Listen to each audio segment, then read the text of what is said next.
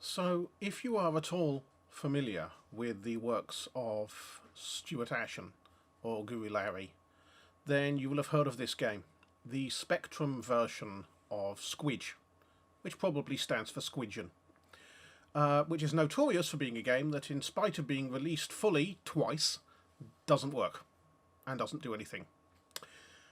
But the thing is, Stuart Ashen was also kind enough to show us the source code. And when I looked at the source code, I thought, that's a bit of a lot of work for something that doesn't do anything. And it turns out, SQUIJ does actually work. It works in a profoundly stupid, unfun and unintuitive way, but it works. So let us witness the actual horror of successfully playing SQUIJ. So we start from here. We come into the first room. Now, we still have to do the caps lock fix. That is a completely real thing, so we just break the program. Nice thing is we don't actually have to remember a poke. You can just go into the emulator's keyboard view and press the caps lock button, and then it will work. Okay, so now we can run, and off we go. Now, the trick is that the programmer couldn't be bothered to put in any collision detection. Or actually, he couldn't put it in because Laser Basics doesn't support it. So instead, he made it so that you take damage and bounce off anytime you enter the columns where the enemies are, even if the enemy isn't actually at that point in the column at the time.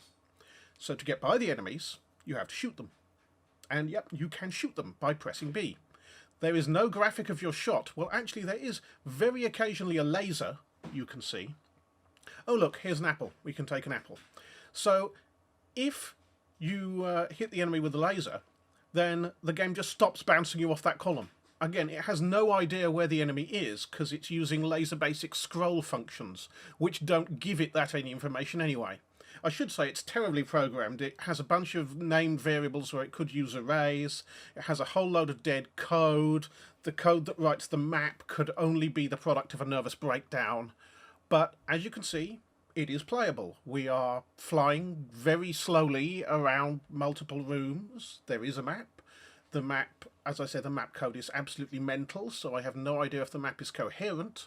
But you still... Oh, and you'll also see that we always start at the same place in every room, no matter where we came in from, because it doesn't keep records of that. And also, if there were enemies in the room, we would be instantly crashing into them.